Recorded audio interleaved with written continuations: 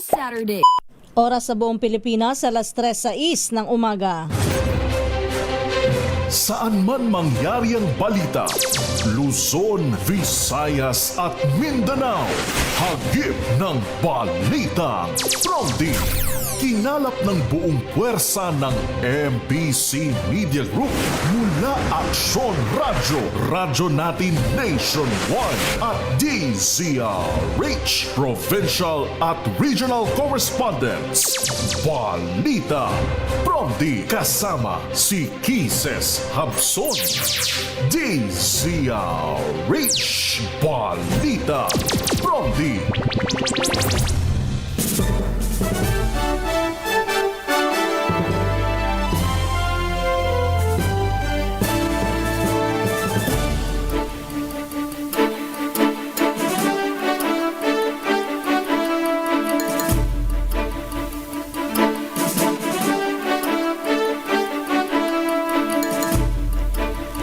Magandang umaga, Luzon, Visayas, Mindanao, Pilipinas.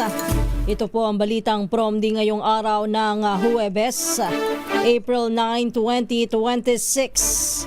Sa ating headlines, Balitang Promdi! 2 linggong tigil putukan ng US at Iran sasamantalahin para makapag-imbak ng langis ayon kay PBBM. Balitang Promdi! Presyo ng kuryente sa Luzon tumaas ng higit 50% noong Marso.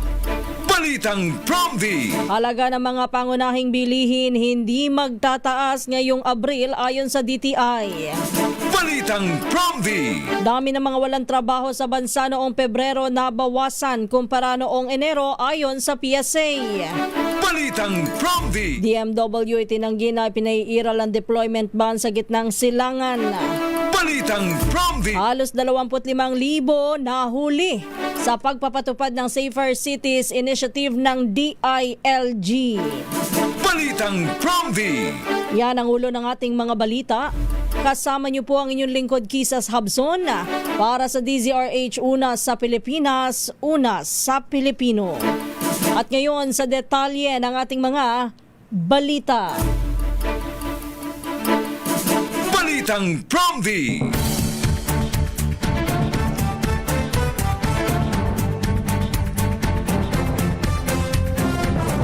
Pumayag si US President Donald Trump sa 2 linggong tigil putukan sa Iran. Inanunsyo ng Pangulo ng Amerika ang desisyon 2 oras bago matapos ang deadline o ultimatum sa Iran para muling buksan ang Strait of Hormuz. Namagitan sa kasunduan ang Military Chief Field Marshal ng Pakistan na si Asim Munir at si Prime Minister Shehbaz Sharif. Ayon sa Iran, ang negosasyon sa Amerika ay mag-uumpisa sa Biyernes sa Islamabad, Pakistan. Iniulat naman ng Iranian State TV na tinanggap ni President Trump ang mga kondisyon ng Iran para matapos ang sigalot. Nangako naman si Foreign Minister Abbas Araki na ihihinto ng Iran ang counterattacks at paiirali ng ligtas na paglalakbay sa Strait of Hormuz. Balitang Promdi! Samantala, sasamantalahin naman ang pamahalaan ng 2 linggong ceasefire na napagkasunduan ng Estados Unidos at Iran para mapataas ang supply ng langis sa Pilipinas. Sa panayam ni Palace Press Officer Claire Castro, sinabi ni Pangulong Bongbong Marcos na umaasa siya na ang nasabing tigil putukan ay magbibigay daan sa mas malalim na negosasyon sa pagitan ng dalawang bansa upang tuluyan ng matapos ang gulo sa rehiyon. Ayon sa Pangulo, bagamat hindi sapat ang 2 linggo upang agad na maibaba ang presyo ng produktong petrolyo, malaking tulong ito kapag muling lumuwag ang pagbiyahe ng mga barko sa Strait of Hormuz. Dagdag pa ng Pangulo, makabubuti ang ceasefire upang mabigyan ng sapat na seguridad ang mga Filipino seafarers na kasalukuyang nakatenga ang mga barko sa paligid ng Strait of Hormuz. Balitang Promdi! Samantala, dumako muna tayo. Balita muna tayo sa mga probinsya. Unahin natin ang Pangasinan. Standby Freddy. 2 tricycle nagkabanggaan, isa ang patay isa ang malubha dyan po sa Bolinao, Pangasinan. Ibalita mo yan na RH38 Freddy Fajardo.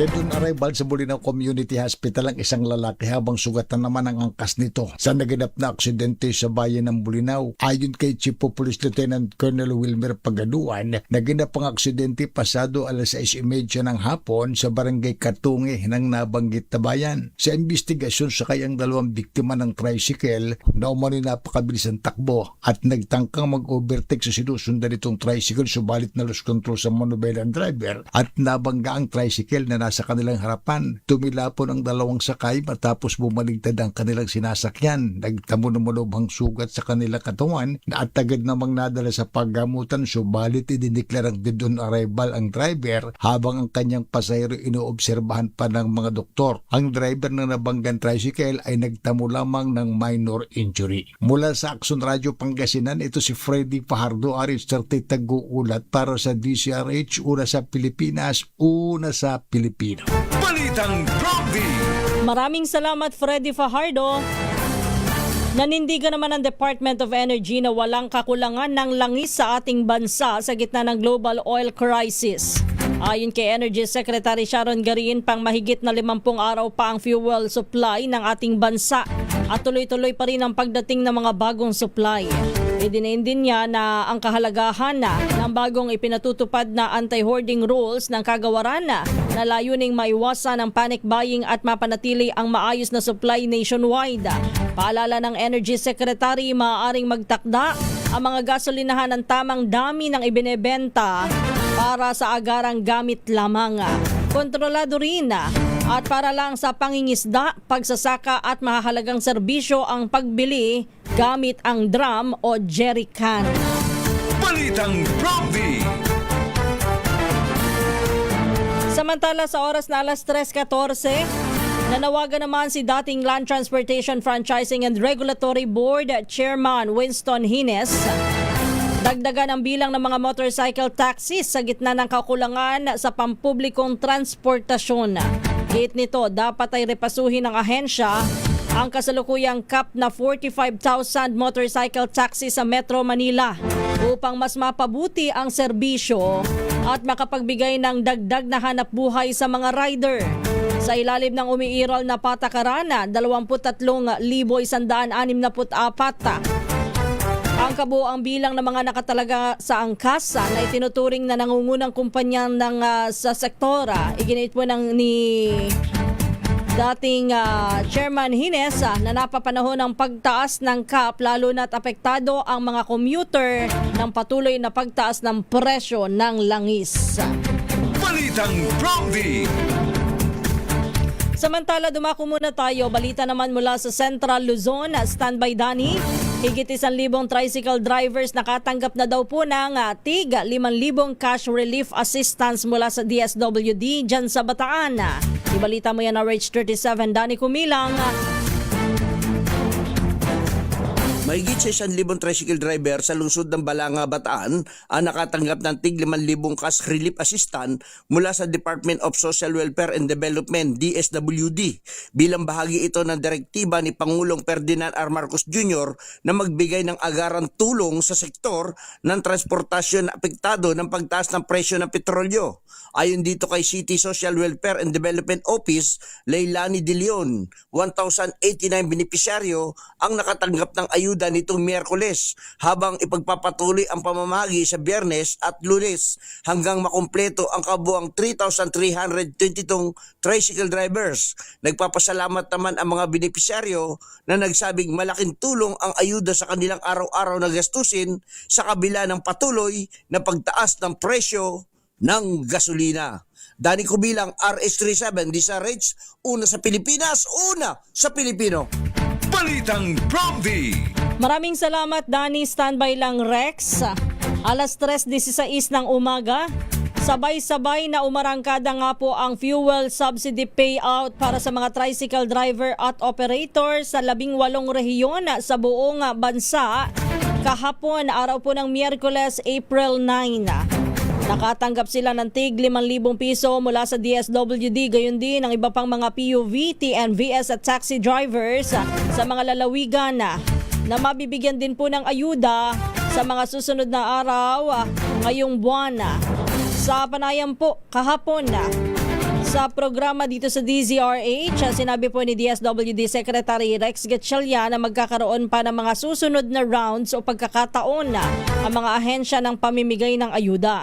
Sabi ni Gatchalian, maging ang iba pang mga ahensya din ng gobyerno ay gumagawa na rin daw po ng hakbang para makapagbigay ng tulong sa mga Pilipinong lubhang apektado ng krisis sa langis. Balitang Promdi. Sa kaugnay pa rin po ng balitang yan, 75,000 delivery riders din ang tumanggap ng tig 5,000 pisong fuel subsidy mula sa pamahalaan habang nasa global oil crisis tayo ngayon. Sa isinagawang kapihan sa DICT, sinabi ni DICT Postal Regulation Division Director Carlos Murcia, may tinakdang 3 araw na fuel subsidy distribution para sa private express o messengerial delivery service riders sa NCR. Yan po ay gaganapin naman sa April 17 hanggang 19, 2026. Nakatakda rin ang distribution ng ayuda sa labas ng Metro Manila mula April 28 hanggang sa April 30 para sa mga delivery riders. Ayon kay Murcia, ito ang special payout para sa mga riders at drivers na hindi pa nabibigyan ng ayuda. Nakatakdang i-anunsyo din po ng DSWD sa pamamagitan ng DICT ang lokasyon at kung saan gaganapin ang special payout event. Balitang Promdi. Balita naman tayo mula sa Negros Occidental. Indian National nasugatan matapos barilina ng isang national sa lungsod ng Silaya. Balita mo yan RH46 Rex Cantong.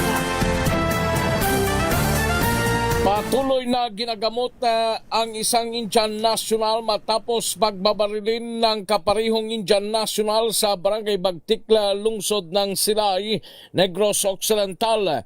Ang biktima kinilala na si alias Tom, 42 anyos, residente ng Barangay Takuling, lungsod ng Bacolod, at alias Pao, 45 anyos, residente ng nasabing lugar.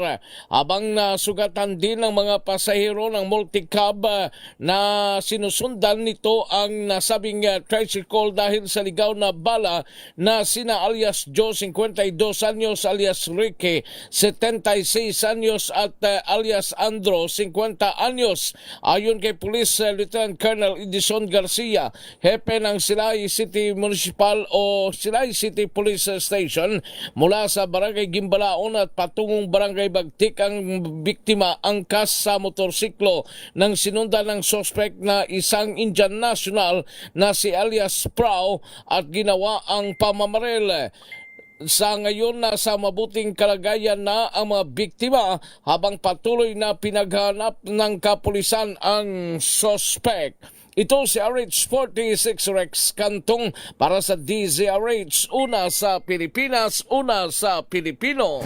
Balitang Promdi. Alas 3:20 na ng umaga.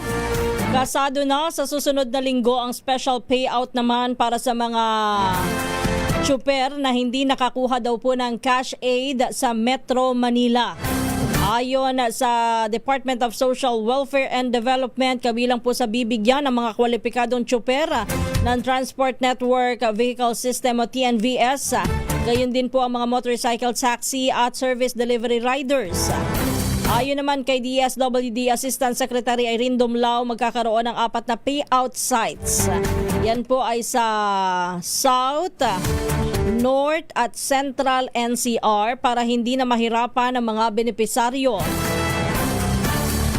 Sasapat naman anya ang 30 bilyong pisong pondo para mabigyan daw po ang lahat ng mga tsupera. Samantala, i-anunsyo na lamang ng DSWD ang petsa at lugar kung saan gaganapin ang naturang payout, pero nakatakda po itong i-anunsyo ng ahensya bago po yung araw ng bigayan. Balitang Promdi. Alas 3:21, tumaas ng higit 50% ang presyo ng kuryente sa Luzon noong Marso. Ayon sa Independent Electricity Market Operator of the Philippines, mula sa 2.69 kada kilowatt hour noong Pebrero, umakyat po ito sa 4.10 o mula daw po sa 2 pesos and 69 centavos na kada kilowatt hour. Noong Pebrero, tumaas daw po ito sa 4 pesos and 10 centavos sa kada kilowatt hour o katumbas daw po ng 52.5% na pagtaas. Nagkaroon din ng 23% na pagtaas sa kabuuang presyo ng kuryente sa buong bansa. Ayon kay Arjon Valencia, Corporate Planning and Communications Manager ng Independent Electricity Market Operator of the Philippines, naging masikip ang supply ng kuryente sa Luzon dahil sa biglang pagkasira ng ilang planta, kabilang na daw po ang coal at natural gas facilities. Bumaba naman ang presyo ng kuryente sa Visayas at Mindanao, kung saan ay umabot po sa 5.4% ang ibinaba sa Visayas, habang sa Mindanao ay bumaba ng 15.7%. Gayunman, natura pong pagbaba ng kuryente sa Visayas at Mindanao ay hindi daw sapat para mapigilan ang pagtaas ng overall electricity rate sa buong bansa ngayong buwan. So alam nyo na ho ang posibleng mangyayari, ha? Batay doon sa naging report ng Independent Electricity Market Operator of the Philippines. Ang sinasabi ho, 50% ang itinaas sa Luzon ng kuryente. Bagamat bumaba ang sa Visayas at Mindanao, hindi po ito sapat para mapigilan ang posibleng pagtaas ng electricity rate ngayong buwan ng Abril. May na mindset na ho tayo upang hindi na tayo mabigla sa pagtaas muli ng kuryente ngayong Abril. Balitang Promdi. Alas 3:23 na po ng umaga. Nanindigan ho ang Department of Trade and Industry na mananatiling walang pagtaas sa presyo ng mga pangunahing bilihin o basic necessities and prime commodities hanggang sa katapusan ng Abril. Ayon kay Trade Secretary Cristina Roque, kabilang sa 205 produkto na saklaw ng price freeze ay ang dilatang sardinas, karne, kape, gatas, instant noodles, mga rekado, sabon, kandila, asin, baterya, bottled water at tinapay. Giit po ni Secretary Roque, nagkasundo daw ho ang mga manufacturers na hindi magtataas ng presyo hanggang sa katapusan ng buwang ito. Sa kabila nito'y aminado naman ng DTI na naaapektuhan na ang ilang producer ng pagtaas ng gastos sa transportasyon at raw materials. Patuloy naman ang monitoring. Sabi po ng DTI, patuloy ang kanilang monitoring upang matiyak na walang magiging pagtaas sa retail prices.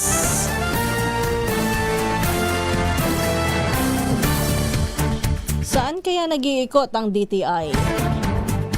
Sino kaya ang nagmo-monitor sa kanilang ahensya? Baka hindi ginagawa ang kanilang trabaho. Balitang Promdi. Alas 3:25. Balikan natin mga balita mula sa probinsya. Sa Eastern Visayas, 102 na distressed OFWs nakauwi daw po sa Eastern Visayas dahil sa tensyon sa Middle East. Ibalita mo yan, RH32, Jimmy Angay-Angay. Pumalo na sa 102 na mga distressed overseas Filipino workers na kuwi na sa Eastern Visayas dahil sa tensyon sa Middle East. Ito ang sinabi ni Department of Migrant Workers Eastern Visayas Regional Director Attorney Lovely Aiza Bilayo Aguilian. Ayon kay Director Aguilian, nabibigyan ng cash assistance sa mga ito para sa livelihood upang makapagsimula na sila sa kanilang hanap buhay.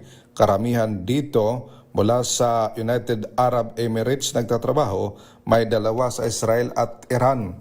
Isinailalim na rin ng psychosocial intervention ang mga distress OFWs dahil sa trauma na na-experience nila sa Middle East.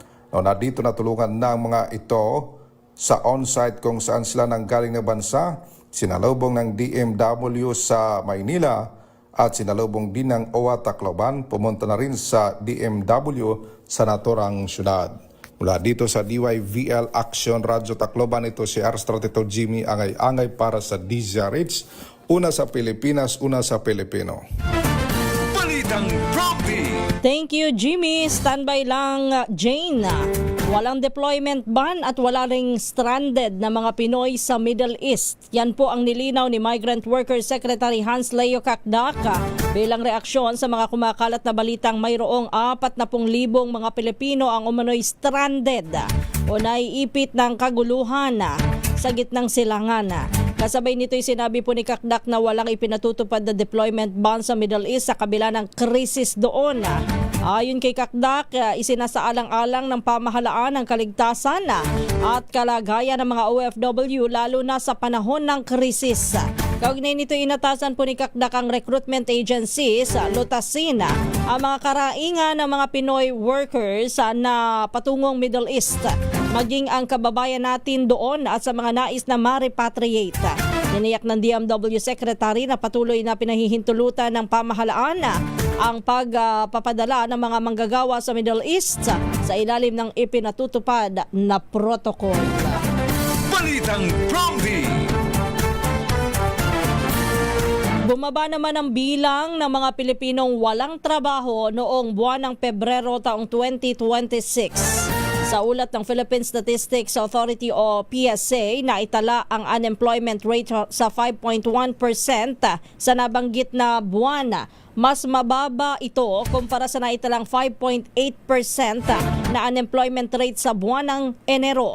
Nangangahulugan ito na tinatayang nasa 2.66 million na mga Pilipino na ang walang trabaho, mas mababa sa 2.96 million na naitala sa unang buwan ng taong 2026. Bumaba rin ang underemployment rate sa 11.8% noong Pebrero mula sa 13.2% noong Pebrero o noong Enero. Ang underemployment tumutukoy po sa mga taong may trabaho na ngunit naghahanap pa ng karagdagang kita o trabaho o mas maraming oras sa trabaho.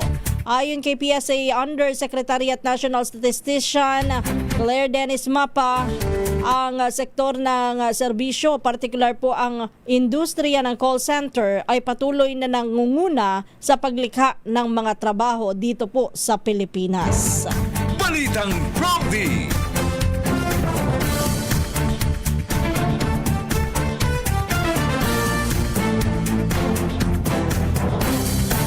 Alas 3:29, balikan natin mga balita sa Northern Samar.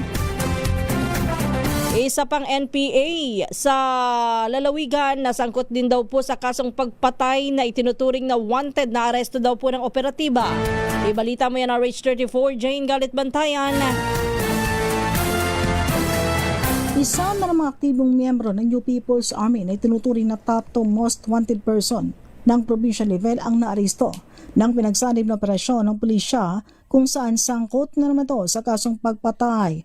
Inilusad ang operasyon ng First Samar Provincial Mobile First Company, katuwang dito ang iba pang units ng PNP.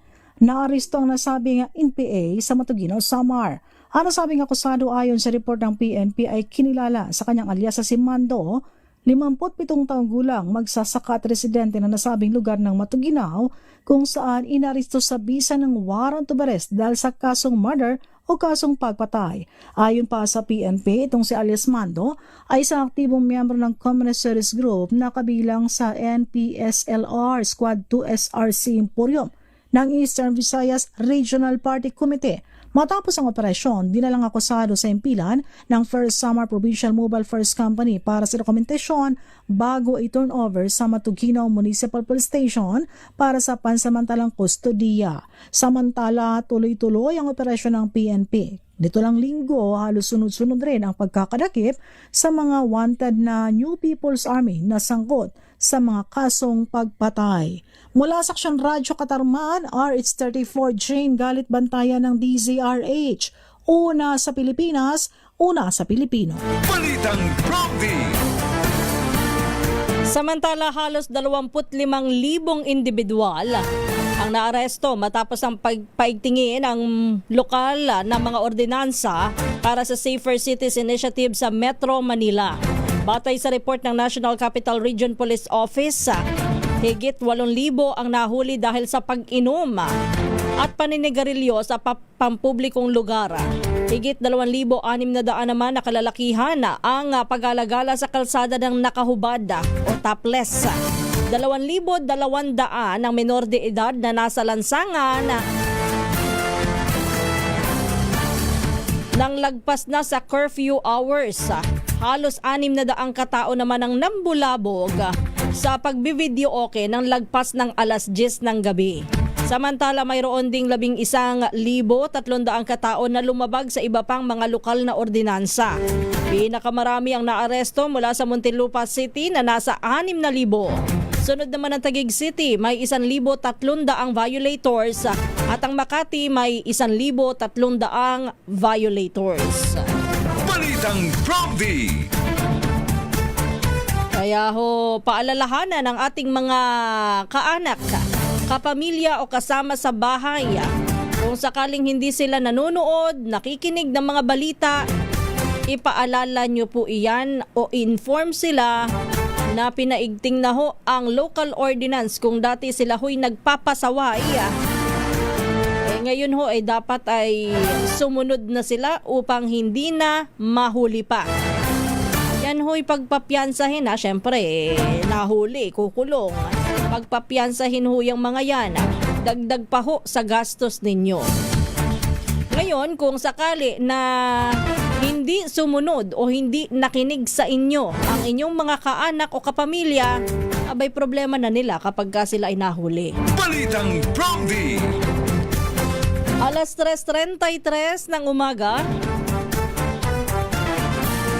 inikayat naman ng pambansang pulisya ang publiko na itawag sa hotline 911 ang mga pang-aabuso na makikita o mararanasan sa kasagsagan ng implementasyon ng Safer Cities Initiative.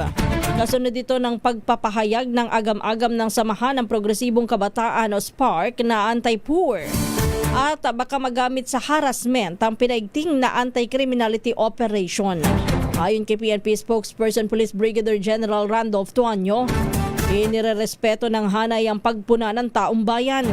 Pero paalala po ni Tuanyo, hindi na bago ang naturang inisyatiba na layon lamang umanong ipatupad ng mas mahigpit ang mga ordinansa kontra sa pag-inom sa kalye, pagtambay ng walang suot na pang-itaas, pagbivideoke ng lagpas alas 10 ng gabi at curfew sa minors o menor de edad depende sa LGU.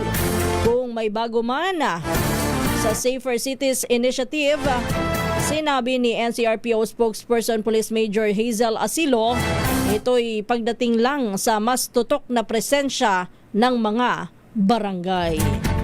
Balitang Prompty.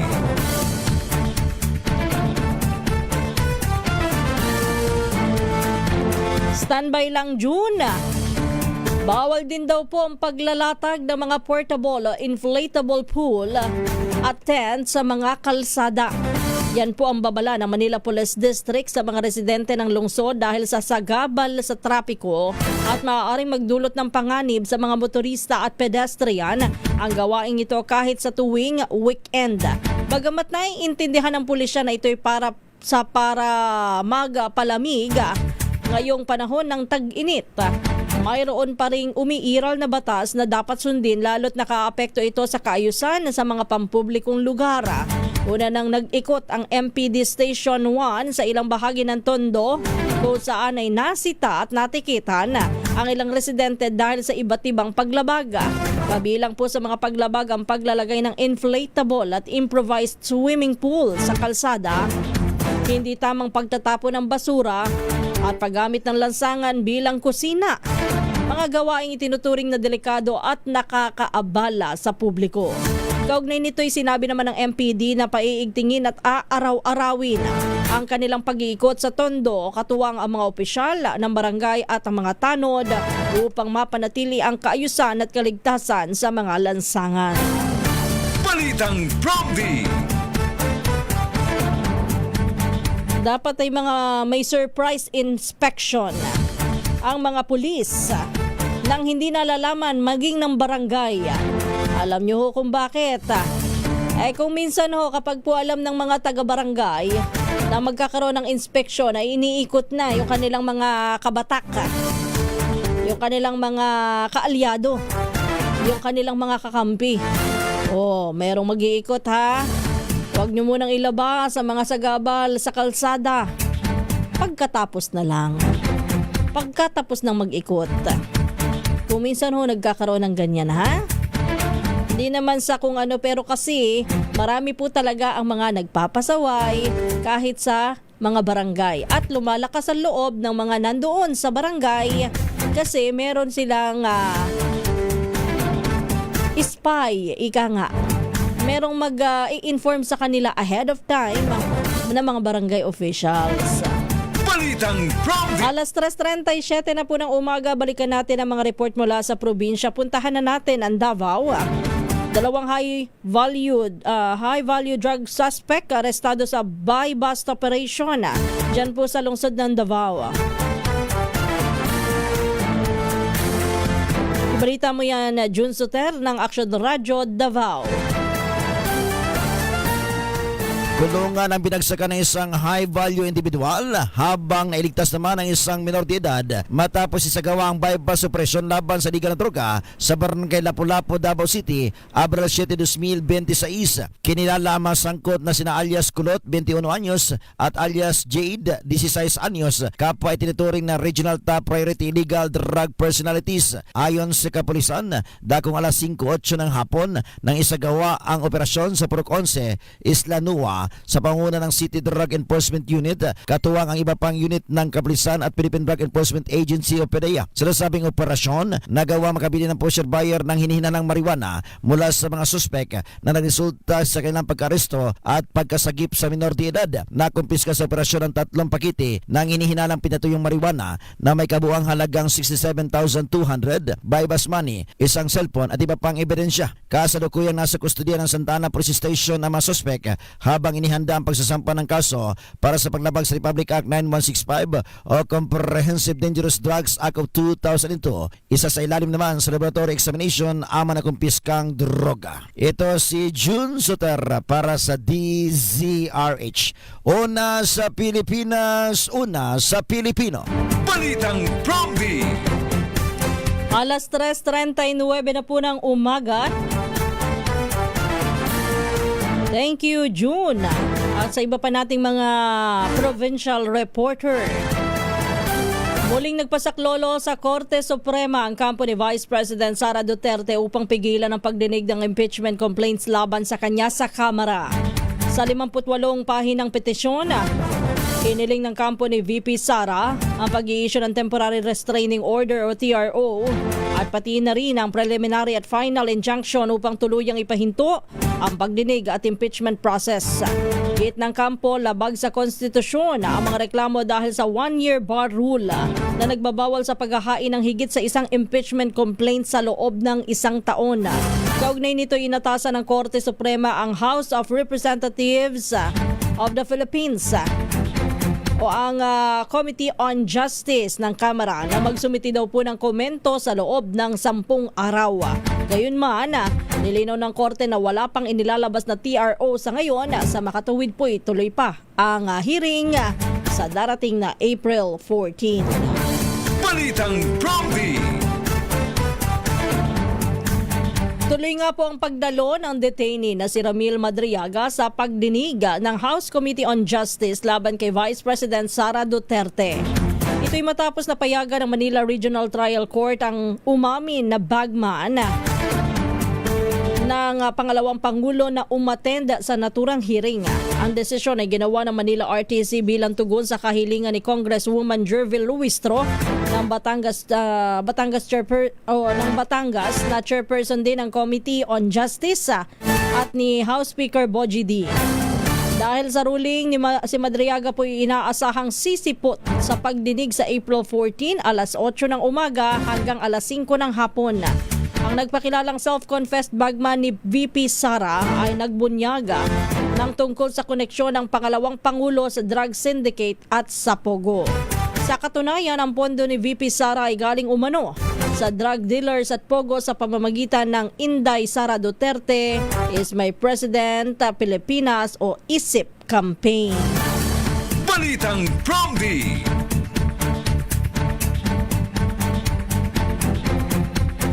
Nanguna naman bilang pinakamaraming absent o pagliban sa 20th Congress ng Senado si Senador Ronald Bato de la Rosa.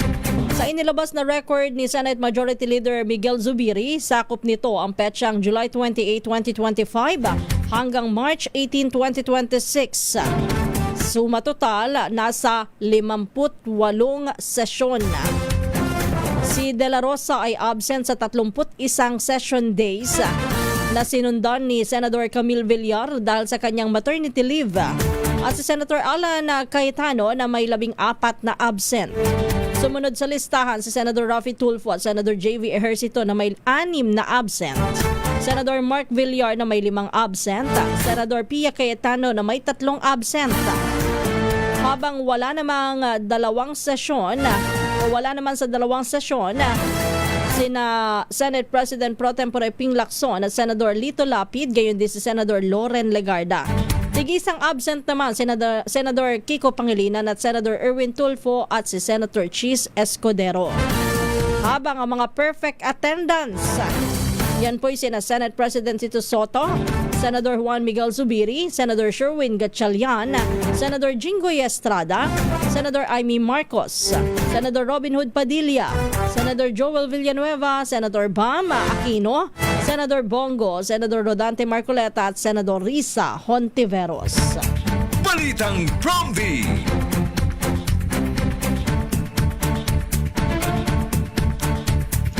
Samantala, walang record sa Bureau of Immigration na nakaalis na ng bansa ang business tycoon at puganteng si Charlie Atong Ang. Ayon kay BI spokesperson Dana Sandoval, sakali man na nakalabas ng Pilipinas si Ang, posibleng dumaan ito sa backdoor channel at hindi sa mga regular na port. Sagot ito ng BI matapos ihayag ni DILG Secretary John Vic Remulla na may natanggap silang impormasyon na namataan si Ang sa Vietnam. Patuloy naman na binaberipika ng DILG ang katotohanan sa naturang ulat.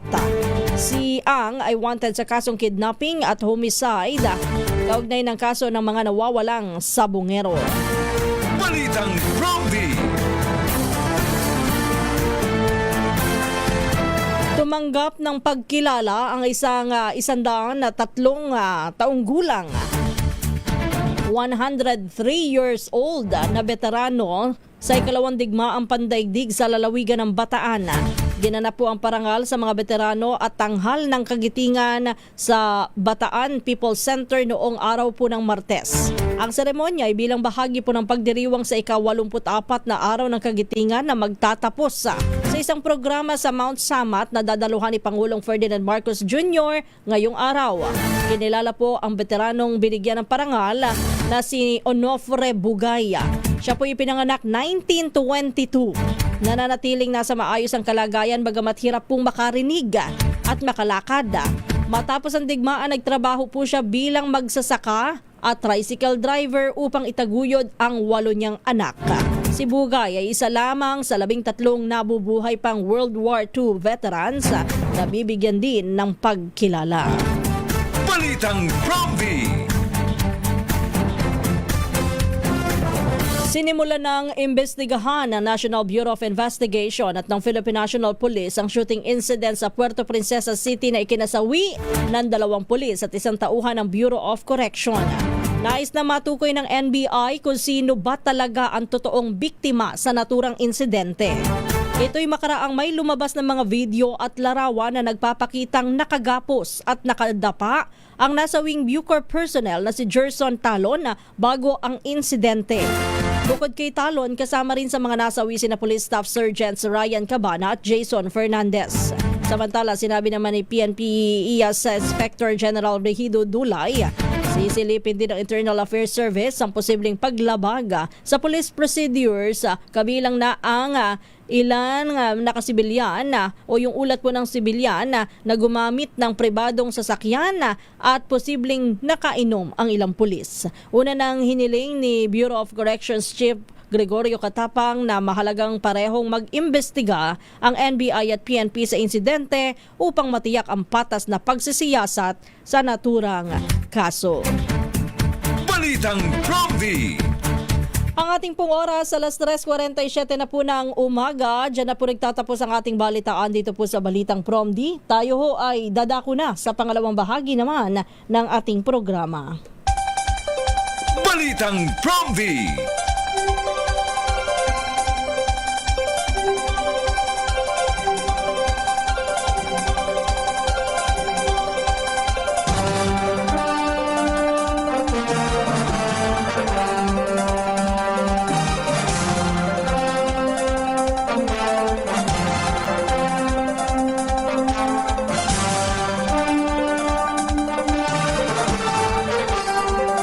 Good morning!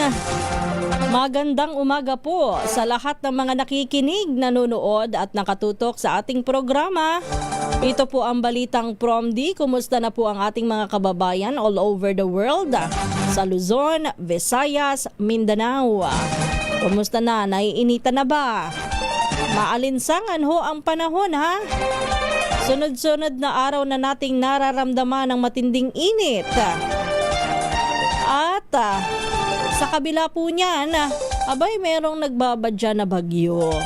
Sa labas ng Philippine Area of Responsibility, bagamat sa ngayon ay mababa pa ho ang tsansa na maging o na pumasok ito sa Philippine Area of Responsibility. Ayon po yun sa Pag-asa. Sa loob ng 24 oras, mababa pa ho ang tsansa. So, matuto tayong manatili po tayong nakatutok sa mga abiso ng Pag-asa upang malaman natin ang mga kalagayan. Gayon din ho, hindi lang sa mga bagyo, kundi itong mga heat index. Yung damang init ng katawan na ating nararamdaman sa araw-araw.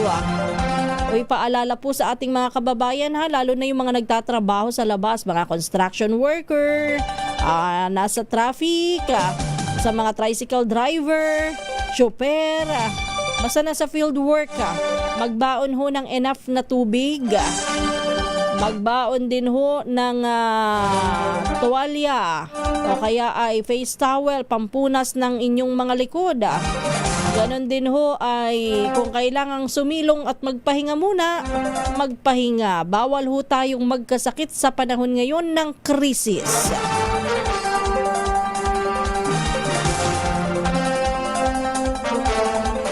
Samantala sa iba pa po dating mga balita, pag-usapan pa ba natin? May kumusta yung ating mga kababayan pala abroad? Kayo ho ba ay gaano katindi ang epekto po sa inyo ng mga nangyayari ho sa ating daigdig? Yung gulo dyan sa pagitan ng Iran at ng Estados Unidos. Kahapon po ba medyo nakahinga-hinga? Dahil dun sa 2 linggong tigil putukan na napagkasunduan o malalaman natin yan sa mga susunod na araw. Kasi kahapon, pagkatapos ho ng anunsyo na pumayag po si US President Donald Trump dun sa 2-week truce, medyo nakabawi ho ang piso kontra dolyar. Nung nakalipas na po kasi nasa 60 na medyo nakabawi ho kahapon. Bukod po dyan, medyo bumaba yata ang presyo dyan sa world market ng langis. Pero yan ay malalaman natin sa mga susunod. Sabi nga po nitong asa na ba yun sa Mean of Plot. Ayun, sabi ni Renato Ocampo. Mean of Plot Singapore, ang Mean of Plot Singapore ang basihan na kung magkano ang magiging rollback sa darating na Martes. Talaga ba makakapag-rollback pa kaya tayo o baka mamaya umaasa tayong magro-rollback tapos hindi naman mangyayari? Parang Parang DTI. DTI nga sinabi ko. Parang DTI. Asan ba sila naghahalughog at nagbibisita at nagmumonitor? Na hanggang ngayon, sa kabila po nung sinasabi po ng ating mga kababayan na hirap na sila. Lahat ho ay matindi ho ang nararamdaman at nararanasan na pagbabudget ngayon dahil sa mga mahal na bilihin. Bukod po sa gas ay mahal daw po ang mga serbisyo, pati nga po yung bilihin. Pero ang DTI ay naninindigan pa rin ho na walang pagtaas hanggang Abril. Ay nako. Uy, very good, Gonzales Angelita. Umulan daw dyan sa Miagao kahapon. Grabe ang init, sobrang maalinsangan. Teka lang, kasi kung minsan ho yung ulan na yan, kung minsan masakit sa ulo yan. Yung sobrang init tapos biglang uulan, pero saglit lang ang pag-ulan. Abay sisingaw lang ho yung init doon sa lupa at lalong mararamdaman ang alinsangan. Iba po yung ulan na talagang medyo matagal-tagal ng kaunti at makakabawas dun sa init na ating nararamdaman. Eduardo Omampo mula sa Fairfield, California, USA. Isang magandang umaga sa'yo. Kay Course Navarro Galindez. Good morning. Ganon din kay Isabel Lopez dito po sa Madrid. Mahal din ang bilihin.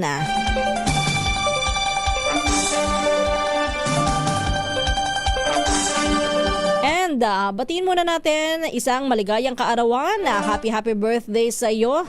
Happy 57th birthday, Leopoldo Agbin, na nagdiriwang ng kanyang kaarawan today.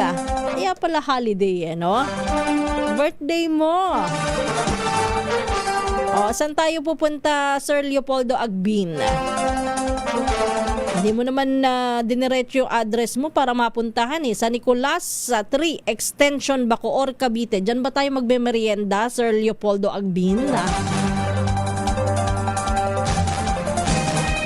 MM Gito Oteripse, isang magandang umaga po. Ganon din kay Evelyn Lingatong Tined, kay Kidon Matilde Aldi Idorot ng Caloocan, kay Brenda Bello ng Cavite, kay Celso Arreglado Cosico, isang magandang umaga. Ganon din kay Fernando de las Reyes ng San Jose del Monte, Bulacan. Nerio Aclaracion ng Guimaras, isang magandang umaga. Ganon din kay Ted Nevilla ng Brooks Point, Palawan. Binabati rin po natin ang isang magandang umaga si Hermie Esteban,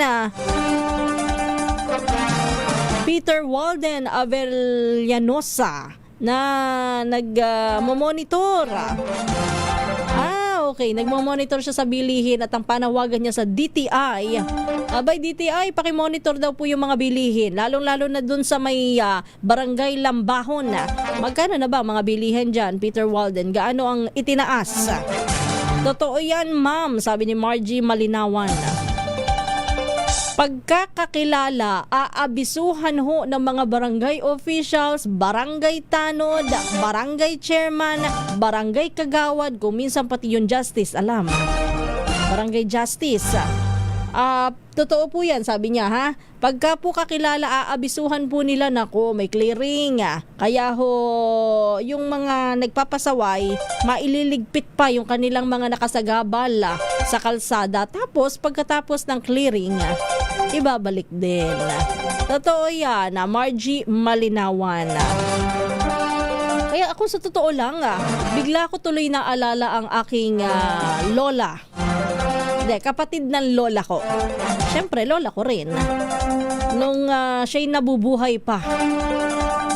Kasi barangay chairman yun sa amin Pero matindi. Walang sinisino yun pagdating sa pagpapatupad ng local ordinance. Ultimo apo, ultimo anak, kasama sa mga pinagagalitan, kasama sa pinarurusahan. Ay, nakita ko yan mismong yung kapatid ko tsaka yung pinsan ko na apo niya mismo. Talagang nung nakipagrambulan na, hinabol talaga niya. O ganun ho, dapat ang mga public servant tapat sa pagseserbisyo para sa kaayusan ng lahat. Kaya naman lahat sa aming barangay noon, dyan sa Puerto Galera, Oriental Mindoro, naku, kay Kapitana Iluminada sumalangit nawa. Kay Kapitana Soy, naku, napakatindi. Pero lahat takot talaga sa kanya at lahat sumusunod. Yun, dapat gano'n. Isang magandang umaga rin po ang ating pagbati. Peter and kay Mauro Juna Aspiliaga. Isabel Lopez, isang magandang umaga rin ho at ganoon din po ang pagbati natin kay Eduardo Garcia ng Las Piñas City. Binabati rin natin si Rico Reyes, palaging nakikinig sa PROMD, at binabati natin ang mga taga sa ano to? Isidro ba ito? Si Tio Robert Reyes, Tia Edith Reyes, at si Rico Reyes ng Antipolo City. Sabi ni Bentong, tunay na pagmamahal ng lola mo dahil gusto niya ang umayos kayo. Ano talaga? Talagang buong barangay takot sa kanya nung siya'y nabubuhay. Yun nga lang hindi pinagpalang mabuhay pa ng mahaba si Kapitana Soy. Maria Cristina Nacolanga. Pakibati po ang tatay ko na si Atilano Donato ng San Jose Occidental, Mindoro. Maaga po siya nakikinig sa inyong programa. Uy, maraming salamat, Sir Atiliano Donato. Siya po'y nagpapainit ng tubig para sa pangkape. Padamay naman. Gusto ko rin yan. Good morning. O Bentong, good morning sa iyo.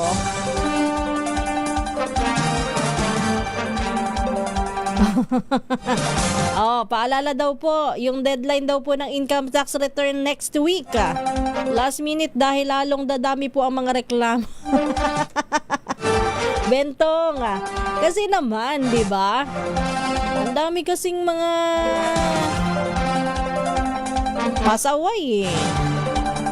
Tapos yung mga nagbabayad ng income tax return, yung mga nasa middle class, sila na po ang new poor. Nagbabayad ng income tax, dami-daming kaltas, nagtatrabaho, pero wala po silang nakukuhang ayuda.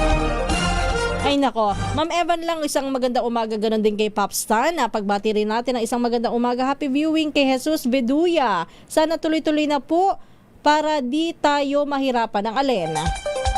Philemon Mamuwad, when a person is raised in faith and kindness, they don't just live, they become a light and blessing to those around them.